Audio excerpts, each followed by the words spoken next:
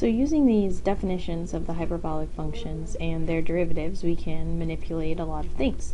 First, I'd like to get you familiar with just using the definition of hyperbolic sine and cosine in terms of e to the x. To do that, you'll need to recall what the properties are of the exponential and the natural logarithm. So there's a few. One thing you might remember is that the natural log of e is 1.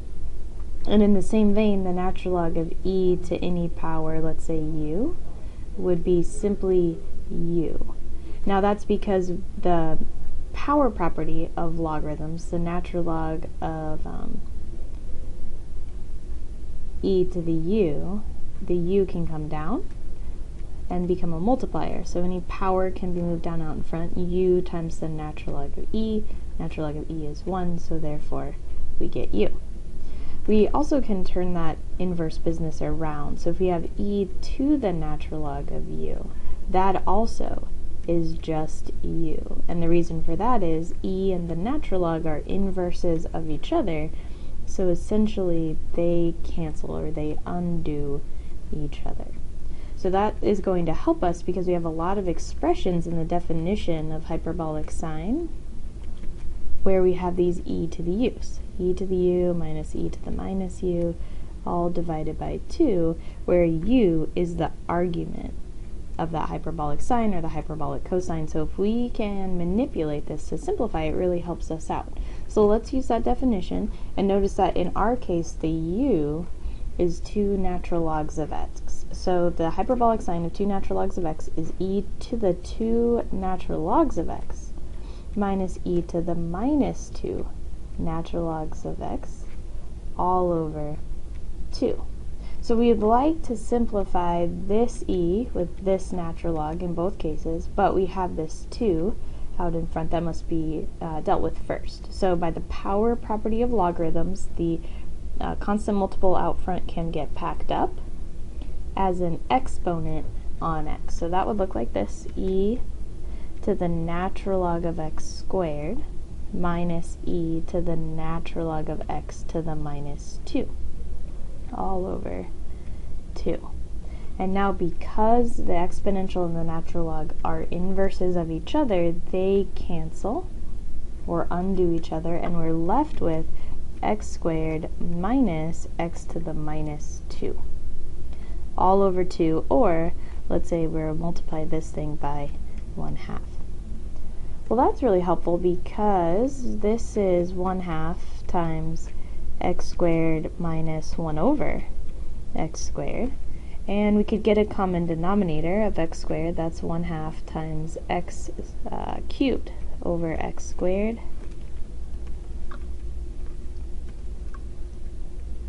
minus 1 over x squared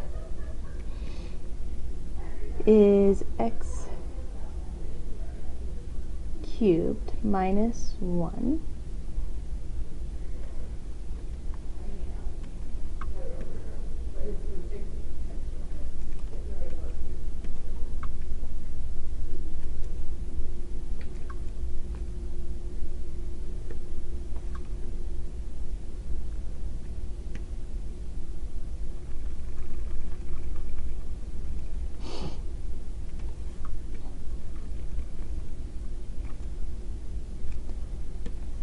So this is 1/2 times x squared minus 1 over x squared. We can get a common denominator of this term, which would be x squared. So that's 1/2 times x to the 4th over x squared minus 1 over x squared, which then simplifies to x to the 4th minus 1 all over x squared and times 1/2, so an extra 2 in the denominator. Now this expression is very helpful way to look at the hyperbolic sine if we want to evaluate or differentiate or integrate, because these are just powers of x. We can integrate this thing without much concern, where this guy might prove more of a challenge. Or perhaps we want to evaluate when x equals some values.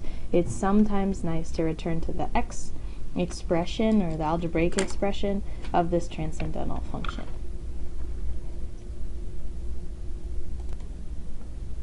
The other things we can do with these hyperbolic trig functions are differentiate and integrate. Of course, it is calculus after all.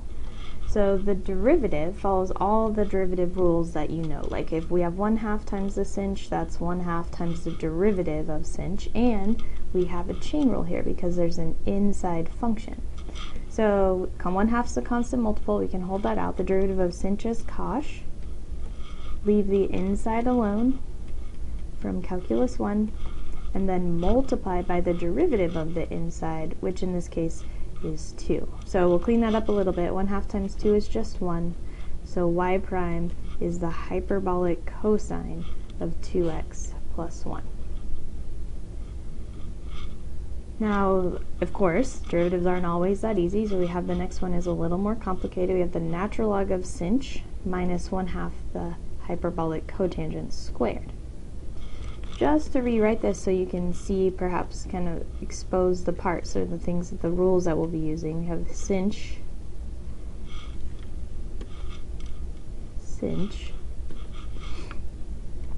of v, that's inside the natural log, minus 1/2 the hyperbolic cotangent of v squared. So we have a cotangent squared, that's also inside parentheses, so we have two applications of chain rules. Here's an inside and here's an inside. That way when we take the derivative, y prime, we need to first differentiate the natural log. The derivative of the natural log is 1 over the argument. Leave the argument alone, sinh of v, times the derivative of the argument. So by the chain rule, we take the derivative of sinh, that's cosh of v, minus 1/2, that's a constant. Then we'll multiply by the derivative of the outside. Now all that hyperbolic cotangent is raised to the 2, so think about holding the cotangent down with your thumb. Take the derivative of the outside. Leave the inside alone, cotangent of v. And then multiply by the derivative of the hyperbolic cotangent, which is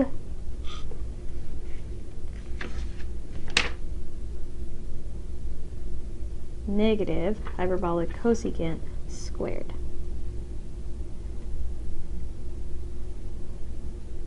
of v. So now we can clean this up a little bit.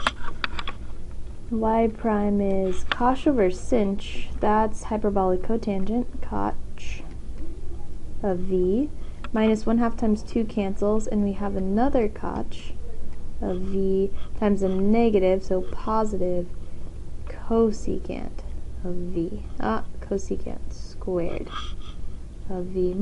Your textbook probably takes out the hyperbolic cotangent, and you're probably wondering, when did we lose all the numbers in math? There we go, so we factor it out. Either one of these answers is correct, just make sure that your answer matches the one in the back of the text. Now in the same vein, we can anti-differentiate. We can integrate hyperbolic trigonometric functions if we know their antiderivatives. So let's give this a shot. We have the integral, the indefinite integral of 4 times hyperbolic cosine of 3x minus the natural log of 2. This is an inside. If we were going to differentiate that, we would need the chain rule. We're not differentiating, we're integrating, so we need u substitution. U will be 3x minus the natural log of 2. From u, we can calculate du, which is simply 3 dx. And evaluate, or change, you know the thing we have is dx, and we have a 4. So how many dx's, or how many du's are the dx's worth? And that answer is 1/3 of a du. So I'm going to just leave the 4 alone and let him get washed out as a constant. Let's evaluate this. We'll pull the 4 out. Definite integral. Cosh is still there. The inside now is the u, and dx is worth 1/3 of du. There's no limits. This is an indefinite integral, so we'll just return to our original variable once we take the antiderivative. This is 4/3. We wonder what function has a derivative of hyperbolic cosine, and we correctly think, well, it looks like sine, so I'm going to try hyperbolic sine of u. And then we need to return to the original variable, so 4/3 times the hyperbolic sine of u, which was 3x minus the natural log of 2. And it's indefinite, so plus c. Integrating this hyperbolic function might make you think you need u substitution here inside the tangent, and that's a good thought. If u was 2x, then du is 2dx. We can handle that. However, we cannot anti-differentiate tangent. There is no function whose derivative is tangent. So while this u substitution will work, then we are stuck on the anti-differentiation idea. So instead, let's see if we can't change what we have to be not tangent, but what tangent is, the sinh over the cosh with respect to x. In this case, then we can maybe find an antiderivative if we choose a larger u. So not just the 2x, but let's let u be the denominator, cosh of 2x. Then du would be the derivative of cosh, which is sinh of 2x, not x,